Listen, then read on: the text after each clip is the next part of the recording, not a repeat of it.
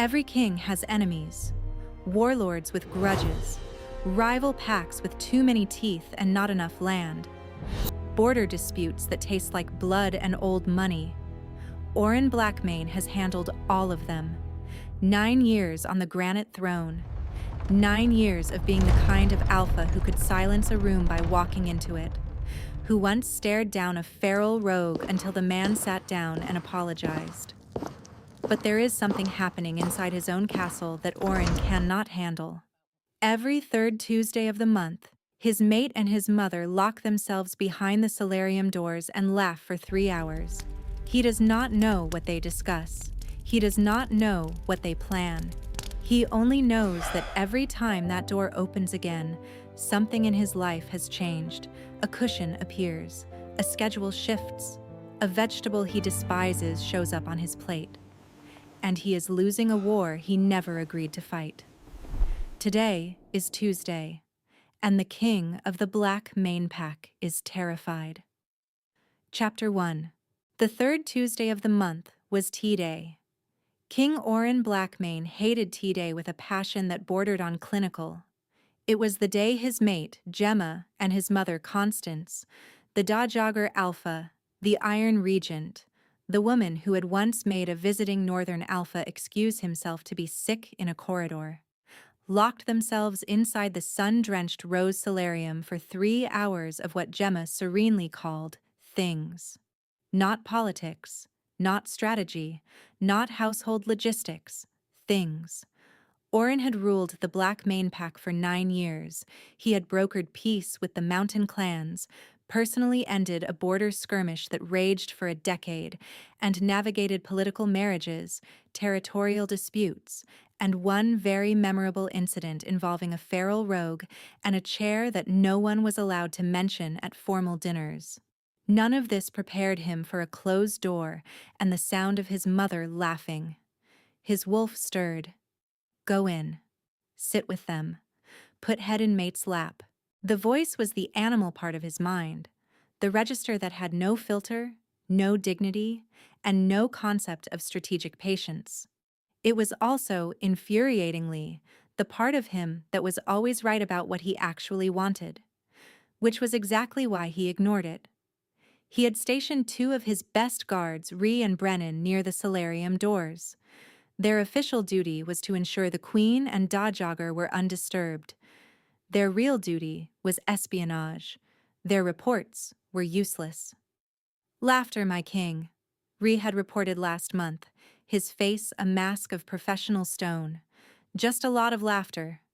What kind of laughter? Brennan had shifted his weight. The scary kind, Alpha. The kind where they've definitely just finished talking about you. And Oren had stood there in the corridor, king, alpha, ruler of all he surveyed, and felt the very specific powerlessness of a man who knows he is being discussed and has absolutely no recourse. And then the changes would arrive, subtle as a shifting tide, undeniable as a full moon. Chapter 2. First, the cushion. His throne was a formidable seat of granite and petrified ironwood, carved by his great-grandfather, and it had been the symbol of Black Mane authority for 300 years. It was also, though Oren had never admitted this to any living creature, murder on his lower back. One Wednesday morning, he arrived in his chambers to find the throne adorned with a plush charcoal gray velvet cushion. It was obscenely comfortable. He sat on it, stood up, removed it, sat down on the bare stone, felt his spine scream in protest, and put the cushion back. He told no one. The cushion stayed. His wolf hummed with satisfaction. Cushion is good. Back feels better. Mate did this. Mate loves our back. We should bring her something. A rabbit. Do humans like rabbits? They should. Rabbits are excellent. Then his schedule changed. Oren's days were a relentless chain of meetings, decisions, petitions, and disputes, each one bleeding into the next from dawn until long past dark. He had been doing it this way for 9 years because his father had done it this way, and his father before him. One Monday, his steward informed him that his afternoon had been restructured to include a mandatory 1-hour block labeled Strategic Reflection. Who authorized this? Oren demanded. His steward, a man who had survived 3 alpha rains and feared nothing except the Dodjogger, looked at a fixed point above Oren's left shoulder. Standing orders, my king.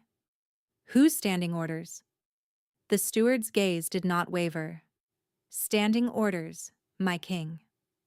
Oren spent the first strategic reflection period pacing his office like a caged animal. On the second, he found a book of truly terrible poetry on his desk that he was fairly sure belonged to his mother. By the third, he gave up and went for a run along the river.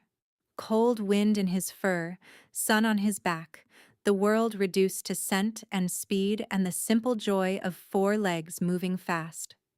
He came back feeling clear-headed, sharp, and absolutely furious at being so transparently handled.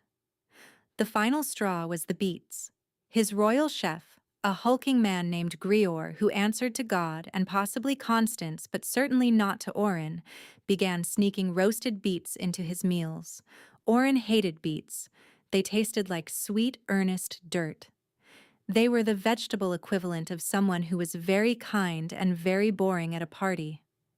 When he confronted Grior, the chef simply shrugged, his massive shoulders rising toward his ears. Healer's orders, my king. I didn't see the healer. The queen did. On your behalf. On my... She can't... And the Dodjogger confirmed, my king. A triple authority. Unassailable. He was being outflanked in his own kitchen. She cares about our insides, his wolf announced. This is love. Eat the dirt vegetable. It is the taste of being cherished. He was being managed.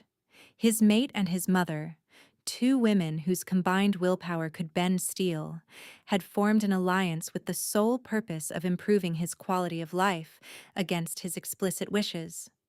Oren Blackmane, Alpha King, whose word was absolute law in all matters of the realm, could not get a steak without beet relish on the side. Chapter 3. On the other side of the castle, Gemma Thorne Blackmane was aware that her husband was spiraling. She could tell by the way the guards were walking, too briskly, too purposefully, the specific gait of men who had been given a mission they knew was ridiculous, but were too loyal to refuse. She was in the small workroom she had claimed off the main corridor, a space that had previously been used to store broken furniture. She had cleaned it out, organized it, and turned it into a functioning office in 2 days. Nobody had asked her to. Nobody had told her she could. She had simply done it because a problem unsolved was a physical itch she could not ignore.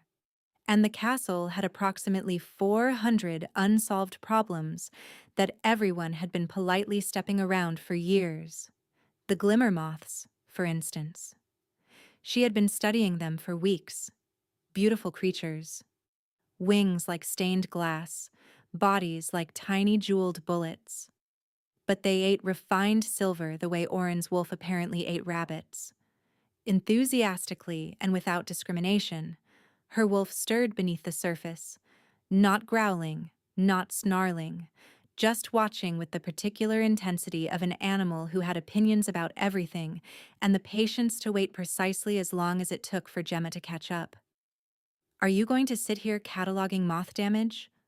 Or are you going to think about why your mate is currently interrogating the kitchen staff about root vegetables? Gemma closed her eyes briefly. Lyra. Her wolf. The animal current that ran beneath every thought. Where Gemma was cautious, measured, and inclined to approach every situation as a logistics problem, Lyra was blunt, confident, and deeply unimpressed with Gemma's tendency to make herself small. He's not angry about the beets, Lyra said. He's angry because he can't figure out where the beets came from. And not knowing things makes him pace. It's not complicated. You're overcomplicating it. I'm not overcomplicating anything, Gemma muttered to the moth specimen she was examining through a hand lens. I reorganized his entire life. You're surprised he noticed? That's not strategy. That's denial. The thing about Lyra was that she was almost always right. And she delivered her rightness with the energy of someone who had been right for years and was bored of not being listened to.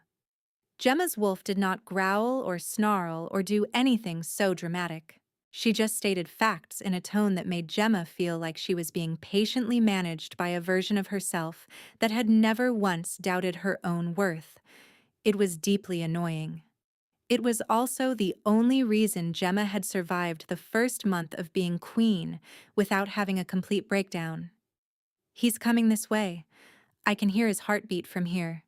It's doing that angry, confused thing where it speeds up and he doesn't notice. Also, he smells like beets. So Grior got to him. Good. Don't say good like we planned it. We did plan it. You drew a chart. It was a nutritional schedule, not a... The door opened. Chapter 4. Oren filled the frame. He was objectively an enormous man, broad-shouldered, dark-haired, with the kind of physical presence that made rooms feel smaller. His amber eyes locked onto her with the intensity of a man who had found the source of all his problems and was going to have a very serious conversation about it. Gemma's heart did a small, involuntary thing. Lyra noticed immediately. There it is. Cardiac event number 47 this month. You're keeping a tally. I'm keeping a tally. We're both aware this is happening. Gemma ignored her wolf and smiled politely. Oren, can I help you? He opened his mouth, closed it, opened it again. Beets, he said, as if the word itself were an indictment. Ah, she said. You've spoken to Grior. Gemma, did you send my chef nutritional instructions on my behalf? Say yes, Lyra urged. Say it with your whole chest. You're his queen. You're allowed to care about his iron levels. Your blood work came back with low iron, Gemma said calmly. Beets are high in iron. It seemed like a straightforward solution. My blood work, he repeated. How did you get my blood work? The healer is very responsive to politely worded requests. He stared at her for a long moment. She held his gaze. It was, she had learned, the only way to deal with Oren when he was in full alpha indignation mode. You simply did not blink. He was like a large weather system, impressive, loud, and ultimately unable to sustain itself if you just held still long enough. He's doing the jaw thing, Lyra observed. The jaw thing means he knows you're right, and he hates it. I love the jaw thing. We are going to talk about this, he said, pointing at her, then at the general concept of beets, then at the castle at large. Tonight, our sitting room. I look forward to it, she said, and meant it in a way that was probably not what he intended to provoke. That evening, he stormed into their private sitting room, the door swinging wide. Gemma was ready for him. She had changed out of her work clothes, settled into her armchair with a book and a cup of chamomile tea, and arranged herself in a posture of serene unconcern that had taken approximately 15 minutes of deliberate effort. Shoulders down, book angle casual, tea steaming but not too hot. You want to be able to sip it slowly for dramatic effect. Good. You look like a woman who has never once worried about anything. He's going to hate it.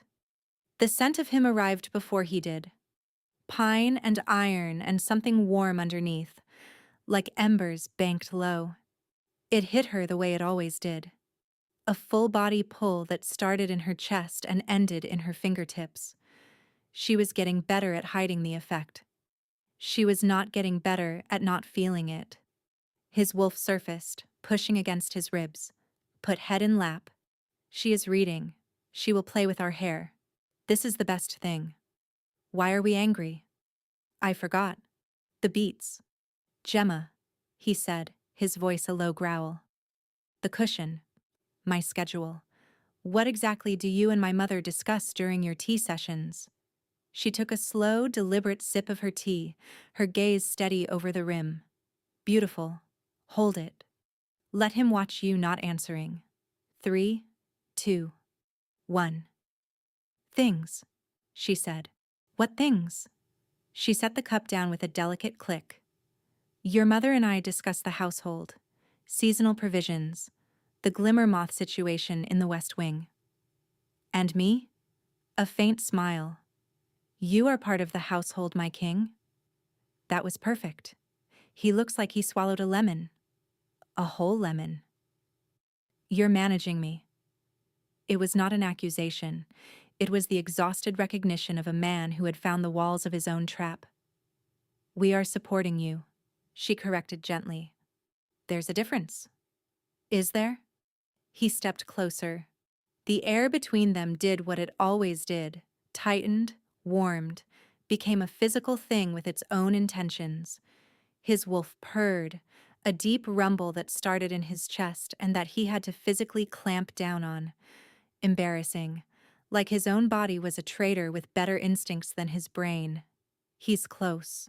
He smells like the forge and pine resin and that thing underneath that we're not going to name, because naming it makes it harder to think clearly. Back up. Don't back up. I don't know. This is your problem. I just live here. When my mother was regent, he said, and his voice was tighter now, harder. She ran this pack for 11 years. She handed the crown to me with a 300-page binder of suggestions and a look that said she expected me to fail. Now you're helping her write volume 2. He had not meant to say that much. The words had clawed their way out and now they hung in the air between them, raw and too honest. Gemma felt the shift, from irritation to something deeper, something with a wound underneath. The beats were not the problem. They never had been. He's scared, Gemma. He's scared he's not enough. You know this one. You wrote the book on this one. Gemma's smile faded. She looked at him. Really looked at him. This enormous, powerful man who could silence a room with a glance, but could not sit still when two women closed a door. Your mother loves you, Oren, she said softly. She just has a terrible way of showing it. She paused. And I want you to be able to breathe. That's all. The sincerity in her voice disarmed him completely. It always did. He could handle a challenge. He could handle a fight. He had no defense whatsoever against genuine, quiet care. She is air. Mate is air. Breathe her. This is not complicated. Why are we like this? Just warn me before you outlaw red meat entirely, he muttered, dropping into the armchair opposite her. A king needs some vices. She picked up her book, but he caught the real smile this time. Quick, bright, unguarded. I'll see what I can do, but your mother is very compelling on the subject of arterial plaque. He groaned. Chapter 5. He tried Constance next. He found her in the portrait gallery, standing before a painting of his great-uncle Tiberius, a man widely acknowledged to have been an idiot. Constance spent most of her afternoons here, ostensibly appreciating the family history, but actually, Oren suspected, silently ranking her ancestors by competence and finding most of them wanting.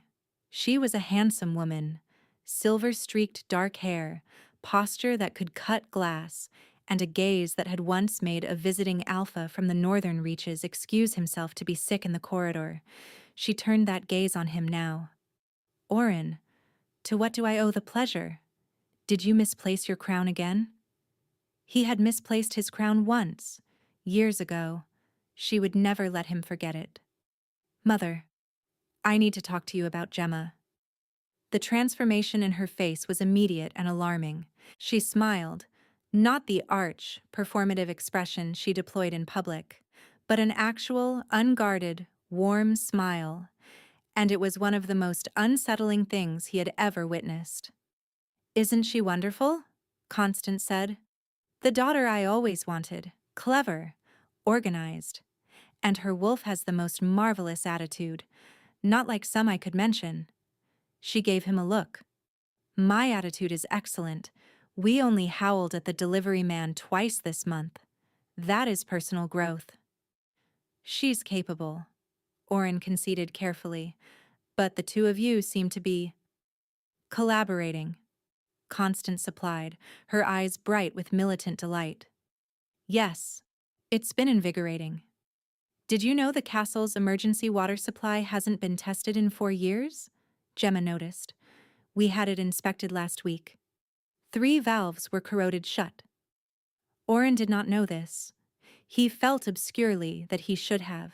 That is a practical matter.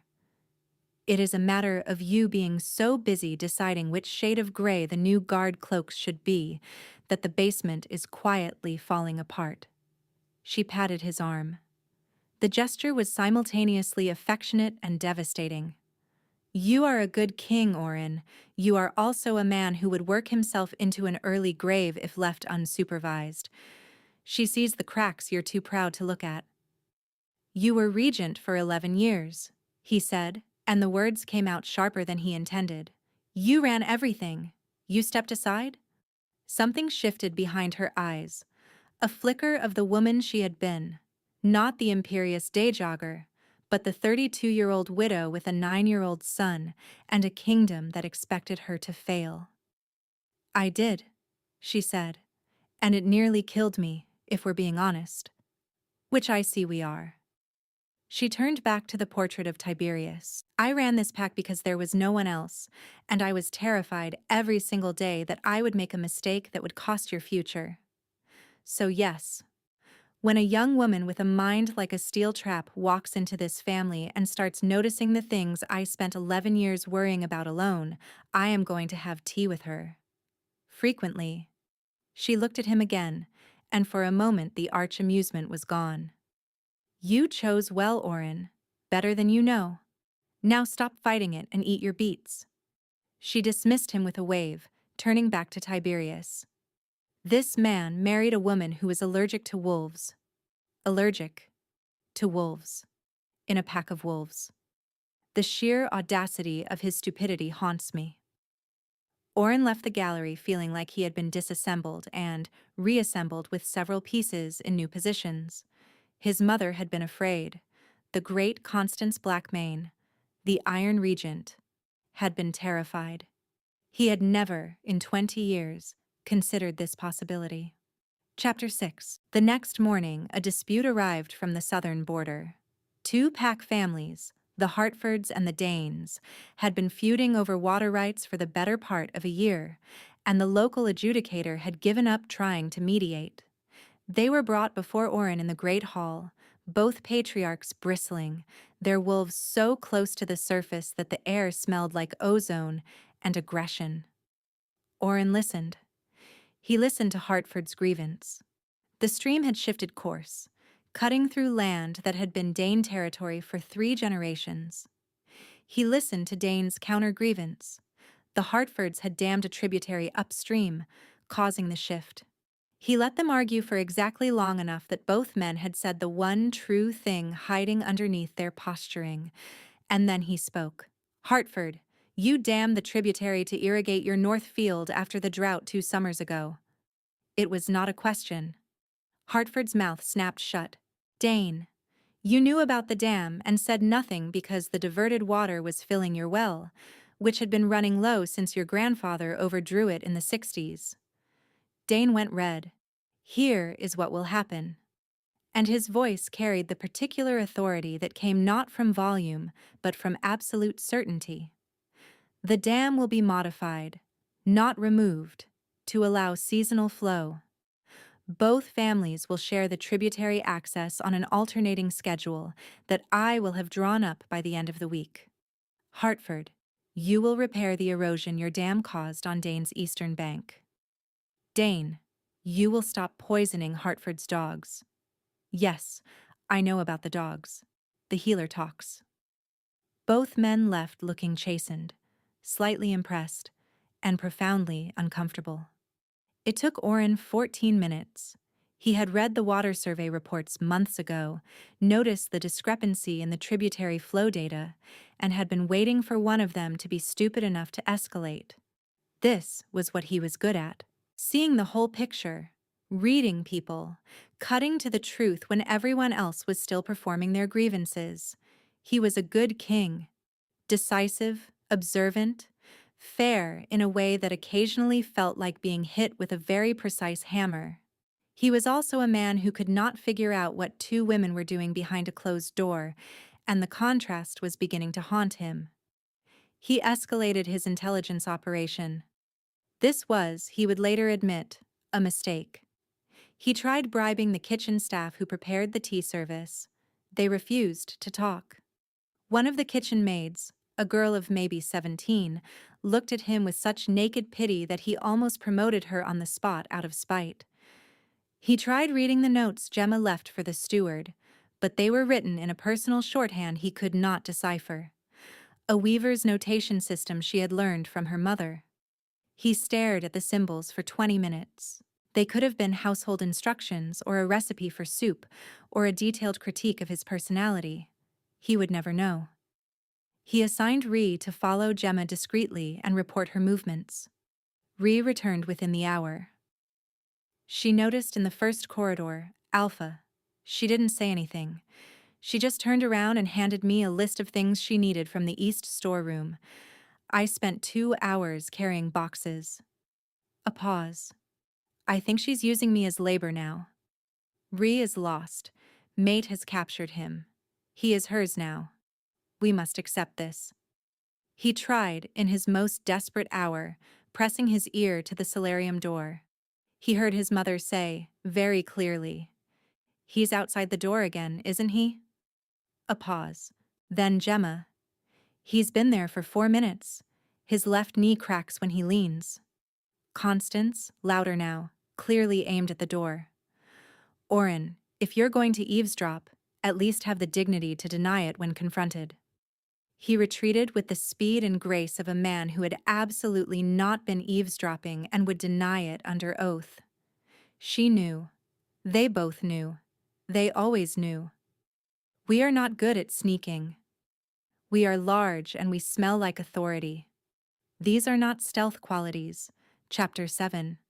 His beta, a broad-shouldered, perpetually harassed man named Marsh, found him in the corridor, straightening up from a position that was definitely not ear against door. "Alpha? Are you all right?"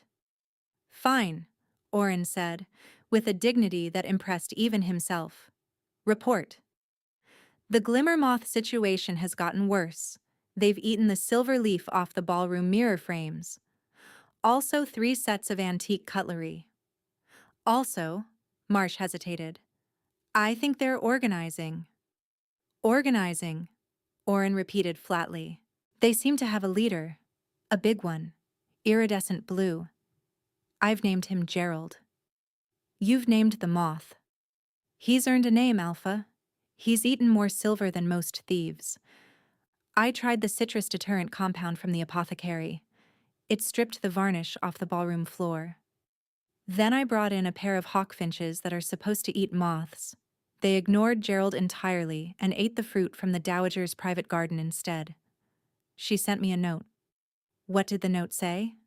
It said, "If another bird touches my plums, I will ensure you are reassigned to the southern latrine rotation for the remainder of your natural life." She signed it with her full title. All of them.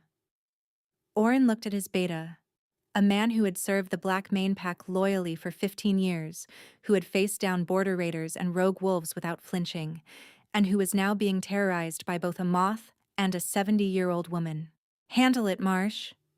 Marsh looked at him with the expression of a man who had been handling it, was always handling it, and would continue to handle it while the castle slowly dissolved around him.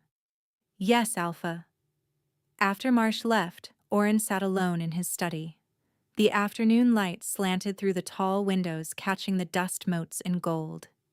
He could hear, faintly, the distant sound of laughter from the solarium. 2 women. Laughing about him, probably. About the beats, the cushion, the schedule. About the king who did not know how to stop working long enough to notice he was tired. His wolf stirred. Not with its usual booming enthusiasm, but with something quieter. Something that felt uncomfortably like honesty. "We are tired, Oren. We have been tired for a long time." She sees it. That's why she put the cushion there. "Not because we are weak." Because she looks at us and sees what we won't look at. He shoved the thought away. He was fine. Kings were fine. That was the job. Chapter 8. The following Tuesday was not tea day, but Gemma's influence continued to manifest in small, infuriating, undeniable improvements. The mattress on their bed was new, firmer, better for his back. He had not ordered it. His evening tea, which he had always taken plain, now arrived with honey and a sprig of something that made him sleep deeper than he had in years. He did not ask what it was. He was afraid it was another beet derivative. He also noticed things he had not before. The way Gemma moved through the castle, quiet and purposeful, solving problems before anyone knew they existed. A delivery mix-up with the grain stores, corrected before the steward noticed. A leak in the roof above the east corridor, reported and repaired while Oren was in a meeting. She did these things without announcement, without credit, without anyone watching. She just fixed things. He noticed because he was watching her now. Not with suspicion, with something closer to fascination. Gemma had come from a family of weavers, quiet people who kept their heads down and their hands busy. She had told him once, early in their mating, that she had spent most of her life trying not to be noticed. He thought she was being modest. He was beginning to understand she had been completely literal. And her wolf? Lyra, she called it, though she only mentioned the name when she thought no one was listening, was nothing like what he had expected. He caught glimpses of it in her unguarded moments. A muttered, "Oh, shut up," directed at no one visible while she was reading a supply manifest. A quick, bitten-off laugh at something only she could hear. Once, he walked into their chambers to find her standing in front of the mirror, arms crossed, chin lifted, wearing an expression of such imperious confidence that for a second he thought Constance had broken in. Then she saw him, and the expression vanished, replaced by her usual quiet composure. "What was that?" he asked, genuinely startled. "Nothing," she said, too quickly. A faint blush crept up her neck. "I was just... nothing." He was almost certain her wolf had been giving her a pep talk. A very sarcastic pep talk. The contrast between Lyra's apparent swagger and Gemma's careful humility was, he thought, one of the most fascinating things about her. Two registers of the same person. One who believed she belonged, and one who was still waiting for proof. The night before tea day, Gemma could not sleep. This was not unusual. She often lay awake after Oren had finally fallen asleep. Later these days, thanks to the valerian root in his evening tea, and listened to the castle settle around her, the stones creaking, the wind finding gaps in the ancient windows. Somewhere in the west wing, Gerald presumably eating something priceless. Oren slept on his side, facing her, one arm thrown out across the gap between them as if reaching for something even in unconsciousness. He looked younger when he slept. The permanent furrow between his brows smoothed out, the tension in his jaw released. He looked like the man he might have been if the crown had not landed on him at 19. "You're staring." "I'm not staring. I'm observing." "You're staring. You've been staring for 12 minutes. I've been counting. It's embarrassing for both of us." Gemma looked away from her sleeping mate and up at the ceiling. The wolf part of her mind was restless tonight, sharp, impatient, radiating the particular energy that meant it thought the rest of her was being stupid about something important. You fixed his schedule. You fixed his diet.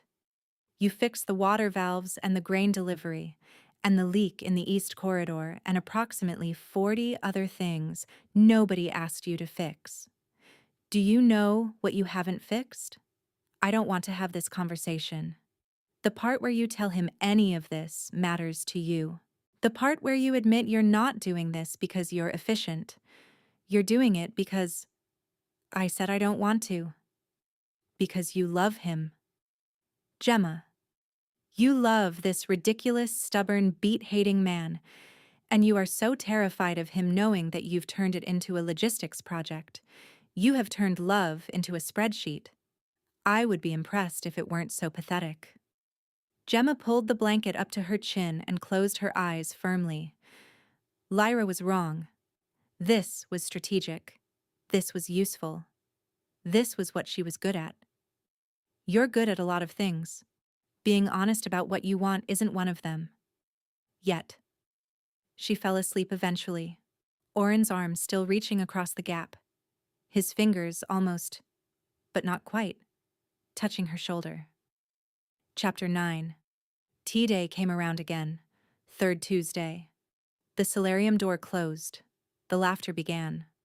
Oren lasted 11 minutes before he was pacing outside like a dog waiting for its owner to come out of a shop. This time, though, something was different. As he passed the solarium door for the 4th time, he heard his name. Not loud, not aimed at him, but spoken softly inside the room. He stopped. He should not have stopped.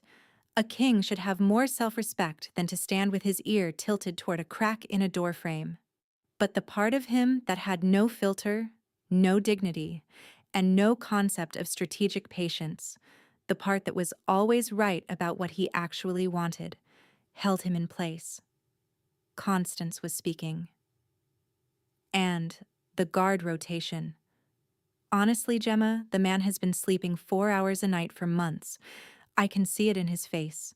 His father did the same thing, and look where it got him.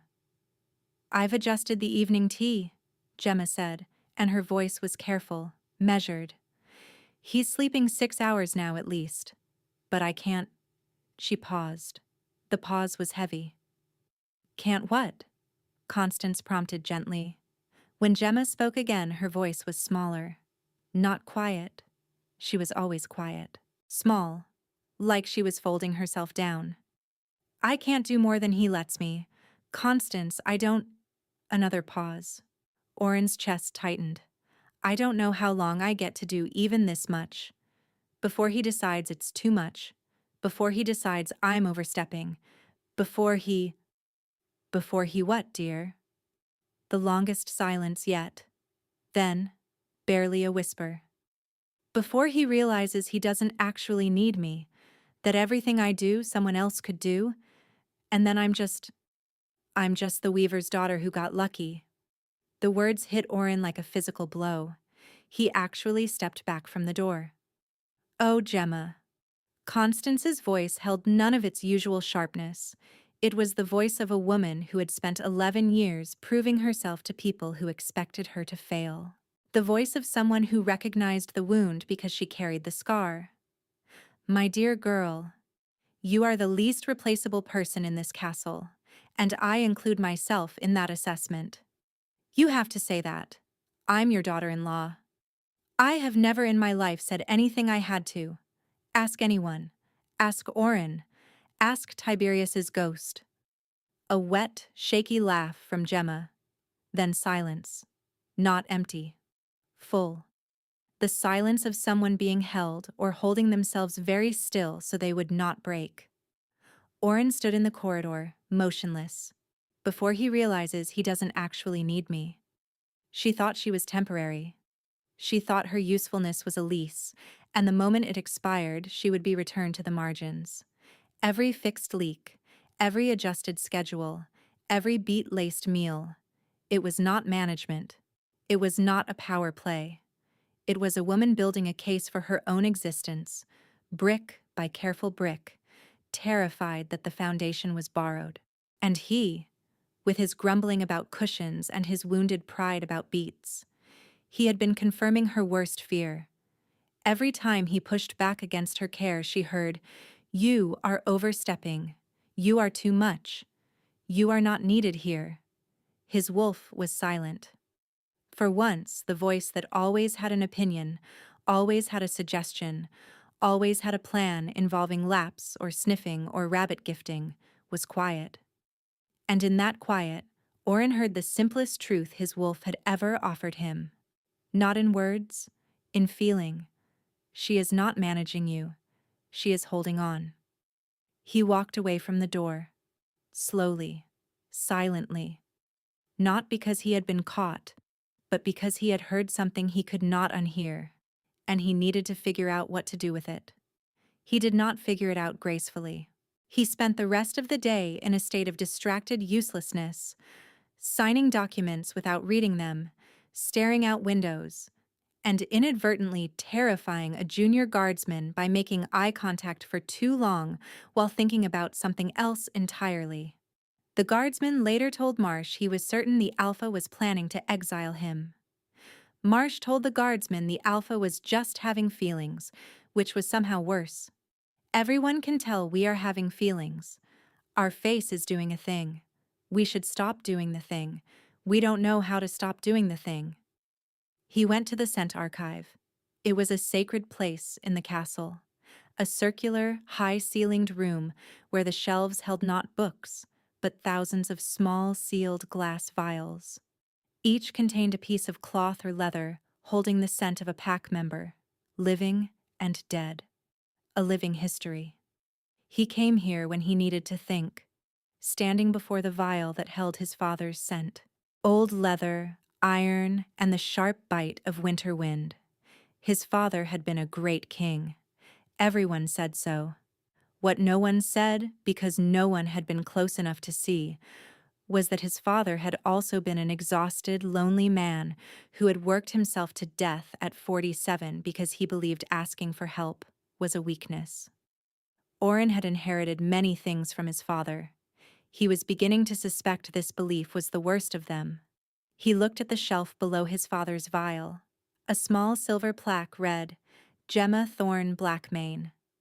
The space was empty. Her scent had not been formally archived yet.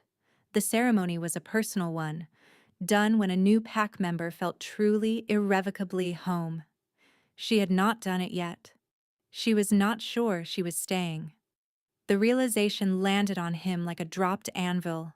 His wolf, who had been respectfully quiet during the father's vial portion of the visit, broke the silence with the subtlety of a thrown brick. You idiot. She fixed your back, your sleep, your diet, your water supply, and your moth problem. And she still thinks she might get sent home. What exactly does a woman have to do in this castle to feel wanted? Slay a dragon? There are no dragons. We ate them. This is a problem we caused. Chapter 10. He found her in the herb garden behind the castle. It was late afternoon, the sun going copper, and she was on her knees in the dirt, sorting bundles of a tough, reedy grass. She looked up at his approach, and immediately he saw it. The flicker. The quick assessment. Is he angry? What has he found out? What do I need to fix? He hated that flicker. He hated that he had put it there. What's that? He asked, nodding at the grass. His voice came out rougher than intended. Sorrow thread, she said, her composure settling back into place like a mask. It grows on the upper slopes. Moths can't stand it. I'm making sachets for the west wing. For Gerald, he said. She blinked. For the... Marsh named him? The laugh that escaped her was genuine.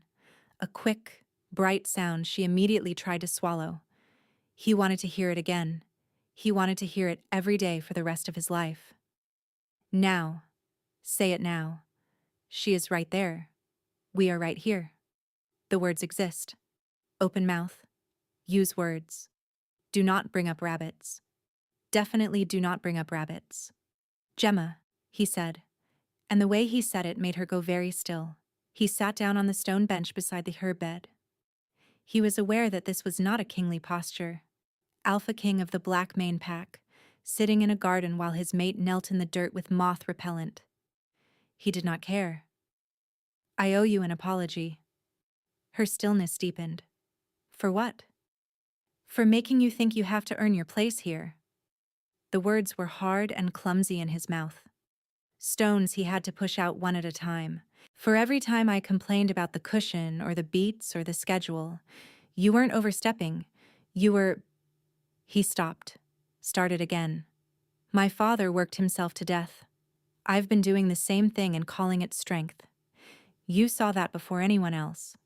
And instead of thanking you, I made you feel like you were the problem." Gemma stared at him. She was holding a bundle of sorrow thread so tightly her knuckles were white. "Oren," she said carefully, "how much of the tea conversation did you hear?" His silence was answer enough. The change in her face was instantaneous. The composure cracked. Not dramatically. She did not cry, did not shout. But her expression went open and raw in a way he had never seen. A way she had clearly never intended him to see. She looked caught, exposed, stripped of the careful armor she wore every day. Inside her, Lyra said nothing. For the first time in Gemma's memory, her wolf was silent. Not sarcastic, not confident, not pushing her to stand taller, just silent, as if even Lyra did not have a protocol for being this seen. "You weren't supposed to hear that," she said, and her voice was very flat. "That was honest," he finished.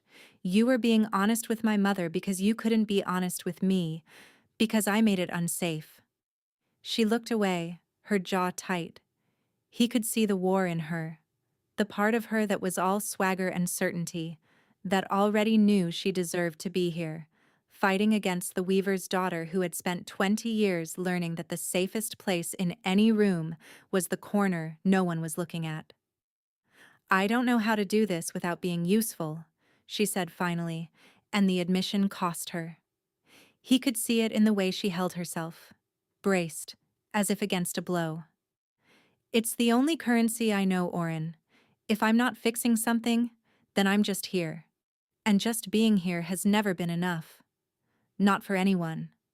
The quiet after her words was enormous.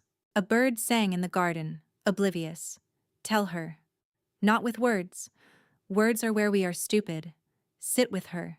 Be here. Show her what here means. For once, Oren listened to his wolf. He did not make a speech. He did not argue or reassure or try to logic his way through her pain. He slid off the bench and sat on the ground beside her. In the dirt. In the herb garden. The king of the black mane pack, with soil on his trousers. He picked up a bundle of sorrow thread and turned it over in his hands, clumsy and unpracticed. "Show me how to tie these," he said. She looked at him like he had grown a second head. "What?" "The sachets. For the moths. Show me how." She blinked. Opened her mouth. Closed it. Her wolf? The confident, sarcastic, unimpressed part of her that knew exactly what she was worth surfaced for just a moment. He could see it in the way her chin lifted, the way one corner of her mouth twitched. "You'll be terrible at it," she said. "Almost certainly. Your knots will be awful. I expect nothing less." She handed him a length of twine. Their fingers brushed. He felt the touch everywhere. The wolf part of him, the animal current that ran beneath every thought, leaned into the contact like a flame bending toward air. He did not pull away. Neither did she. She showed him how to tie the sachets. He was, as predicted, terrible at it. His massive hands were built for swords and reins, not for delicate work with dried grass and string. She corrected his technique 3 times, her voice shifting from careful neutrality to something warmer, something that almost had a laugh underneath it. "No, you're crushing the stems. Gently. Think of it as holding something fragile. I want you to know I've held fragile things before. I held the crown of succession at my coronation without dropping it. You held it with both hands and your mother was standing behind you with her arms out. That is royal protocol, not incompetence. He's funny. He doesn't know he's funny. That's what makes it work. Also, his hands are enormous, and he's trying to tie a knot in a blade of grass, and it's the most endearing thing I've ever seen. Don't tell him I said that." By the 5th sachet, she was openly smirking. By the 7th, she had stopped correcting him and started just watching, her chin propped on her hand. "That one looks like it was tied by a bear," she said, "a very determined bear with no thumbs." I have thumbs. They're just decorative, apparently. He held up his latest attempt. It was lopsided, overstuffed, and leaking sorrow thread from one corner. She reached over to fix it, her hands closing over his to adjust the twine. The contact was sudden, warm, and neither of them had planned it. Her fingers were small against his, quick and sure where his were clumsy. She tightened the knot, and in the process, her thumb traced across the inside of his wrist. They both went very still. The garden was quiet. The light was gold. His pulse was hammering directly under her thumb, and she could feel it. And he knew she could feel it. And every nerve in his body was leaning toward her like iron toward a lodestone. She pulled her hands back first. Not fast. Deliberately. Like someone setting something down that they very much wanted to keep holding. Her cheeks were flushed. She picked up a fresh bundle of sorrow thread and focused on it with the concentration of a woman diffusing a bomb. That was something. That was definitely something. I don't know what we should do. I have no protocol for this. I'm usually the one with a plan. I don't have a plan. His wrist was very warm. That's not relevant. That's completely relevant. Shut up, Gemma. For once, Gemma and Lyra were in complete agreement. Neither of them knew what to do with what had just happened. She laughed. Not at the sachets this time, at the absurdity of her own situation. A real laugh, full and unguarded, the kind that made her lean back and close her eyes. And sitting there in the dirt, with his terrible sachets and her real laugh, and the evening light going gold around them, Oren understood something with the bone-deep certainty his wolf had been trying to give him for months. He did not need to be managed, and she did not need to manage him. They just needed to be in the same place at the same time, with no agenda and no armor. The cushion and the beats and the schedule. They were the only language she had for love. And his resistance to them was the only language he had for fear. Home. This is home. This is the thing. The whole time. Don't mess it up. Don't talk about beats. The cushion stays, he said. She looked at him sideways. Obviously. The beats stay. You're coming around on the beats. They taste like sweet, earnest dirt, and I will eat them every day if it means you stop thinking you're temporary. Her breath caught. The smirk faded into something unguarded and vast. She looked at him, her gray eyes bright and serious, and for a long moment neither of them spoke. I'm not good at being seen, Oren, she said quietly. Every time someone really looked at me before you, it was because I'd made a mistake. Being noticed meant being corrected. So I learned to be useful enough that people looked at what I'd done instead of at me. She paused. And now you're... She gestured at him. At the dirt on his trousers. At the mangled sachets. At the whole impossible fact of him sitting on the ground in an herb garden. You're looking at me. Not at what I've done. Just at me. And I don't know what you see. Somewhere deep inside her, Lyra stirred back to life. Quietly, for once. Almost gently.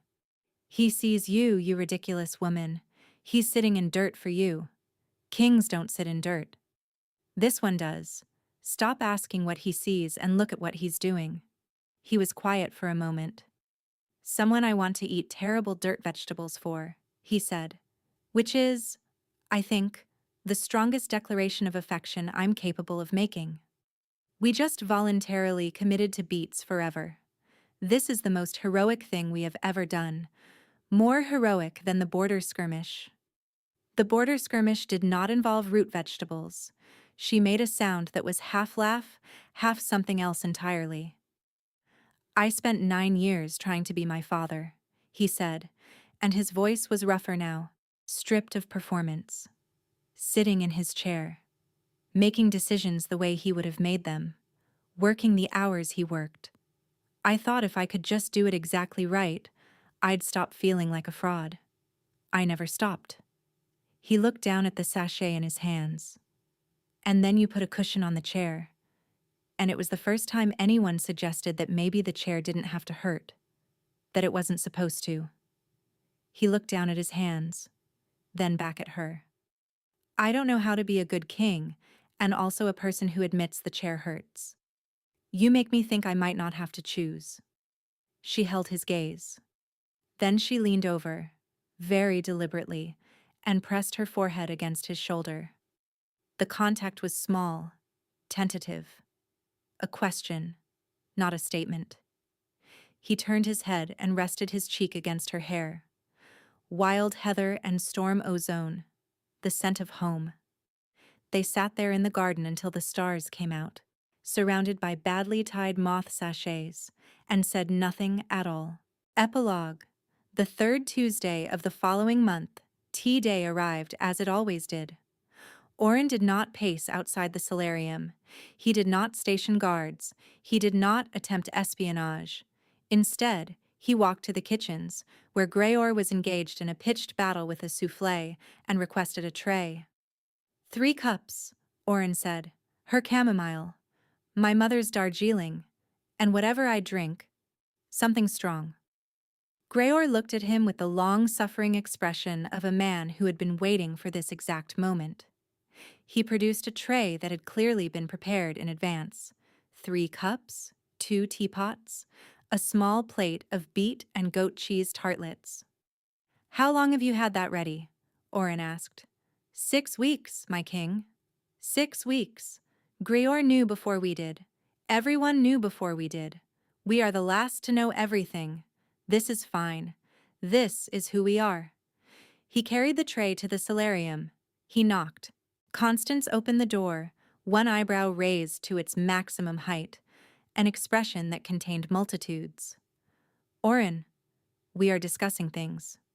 I know, he said. I brought the tea. Over his mother's shoulder he saw Gemma. She was sitting in her usual chair, a stack of papers on the table beside her. Household reports, moth damage assessments, a hand-drawn map of the castle's water system. She looked up at him, and the expression on her face was not surprise. It was something quieter, something that had been waiting. Constance looked at the tray, then at her son, then at Gemma. Something calculated itself behind her eyes, 11 years of political instinct compressing into a single glance. Fine, she said, stepping aside. But you sit in the small chair and you don't interrupt when I'm talking about the plumbing. I wouldn't dream of it. He set the tray down. He poured their tea. Chamomile for Gemma. Darjeeling for Constance. He sat in the small chair, which was indeed small, and put him slightly below eye level with both women. It was, he suspected, not an accident of furniture arrangement. He picked up a tartlet. The beet was sweet and earthy, the goat cheese sharp and bright. It was actually genuinely good. He hated that it was good. He would eat a dozen. So, he said, looking from his mother to his mate, both of whom were watching him with identical expressions of satisfaction. What things are we discussing? Gemma and Constance exchanged a look. It lasted about half a second and contained more information than most diplomatic cables. He's here. He's actually here. He brought tea. He's sitting in the small chair. He looks ridiculous in the small chair. His knees are up near his chest. I love it. I love him. Don't say that out loud. Not yet. But soon. Soon. The glimmer moth situation, Gemma said, her voice steady. The only sign of the earthquake happening inside her being a faint brightness in her eyes. The sachets are working in the West Wing, but Gerald has relocated to the library. He's eaten the silver clasps off 3 first edition folios. Gerald needs to be stopped, Constance said firmly. I've drawn up a containment plan. My mother has drawn up a containment plan for a moth, Oren said. A moth who has caused more property damage than the border skirmish of '93. Constance replied without missing a beat. He is an enemy of the realm and will be treated accordingly. Gemma slid a piece of paper across the table. It was a map of the library with Gerald's known movement patterns plotted in red ink and proposed sorrow thread placement marked in green. It was meticulous, thorough, quietly brilliant. He looked at it. He looked at her. She was watching him with a careful expression, still half expecting him to bristle, to push back, to retreat into the safety of doing everything himself. He picked up a quill from the table and circled a spot she had missed, a small alcove behind the reference section where he used to hide from his tutors as a boy. "He'll go here," he said. "There's a silver candelabra in the alcove. It was my grandmother's. If Gerald eats it, my mother will declare war." Constance leaned forward. "I will not declare war on a moth. I will simply ensure it never knows peace." A knock at the solarium door. Marsh's voice, strained and apologetic. "Alpha, my queen, Dajager. I'm terribly sorry to interrupt things, but Gerald has breached the music room. He's eaten the silver pegs out of the ceremonial lute, the one your great-grandmother played at her wedding, Dajager." The silence that followed was nuclear.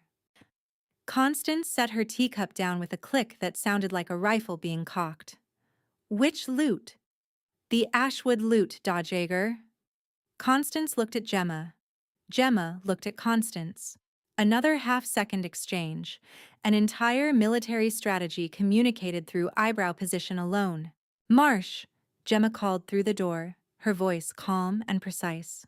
"Bring me 6 sorrow thread sachets from the herb store, the ones I tied, not the ones the Alpha tied. Also a glass jar, a piece of silver wire, and the lavender oil from the healer's supply."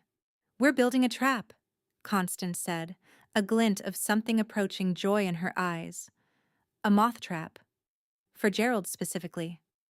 A targeted, humane, highly engineered moth trap," Gemma corrected. "He'll be relocated to the West Garden, where the silver-leaf willows will keep him occupied." Oren looked between them. "You're giving the moth a retirement home. We're giving the moth a strategic reassignment," Constance said. "There's a difference." Gemma's mouth twitched. She added the alcove to her map and began sketching the trap design in the margin. Their fingers brushed as she took the quill back. The touch was small, ordinary. 2 people passing a pen across a table, unremarkable to anyone watching. Oren's wolf registered it with its usual lack of subtlety. Mate's hand. Warm. Good. Everything is good. We are in the room. We were always supposed to be in the room. Why did it take so long? Doesn't matter. We are here now. Yes, Oren thought. We are. Constance was already pivoting into a theory about Gerald's dietary preferences that was either brilliant or completely insane. Gemma was simultaneously sketching the moth trap and taking notes on the library's humidity levels and their effect on the binding glue of the older volumes. The 2 of them operated like a single, terrifyingly efficient organism. Oren listened. He contributed when he could. He knew the castle better than anyone, knew the hidden spaces and forgotten corners, the places where problems like to breed. And when he could not, he simply sat and let the work flow around him. It was not weakness. It was not failure. He let her see what he rarely let anyone see. Not the king, not the alpha, not the man trying to live up to a dead man's shadow. Just Oren. Tired, stubborn, grateful. His. Hers. Constance interrupted the moment with the precision of a woman who had survived 30 years of pack politics by never letting sentiment go unchecked. "If you 2 are going to make eyes at each other, do it after we finish the moth strategy. Gerald waits for no one." Gemma looked away first, a blush climbing her neck. But the smile she was fighting won. Oren cleared his throat and turned back to the map, feeling lighter than he had in years. Outside, the sun filled the solarium with gold. Inside, the tea grew cold, the tartlets disappeared, and the king of the Black Mane Pack learned, slowly, imperfectly, and surrounded by moth containment plans, what it meant to share the weight of a crown.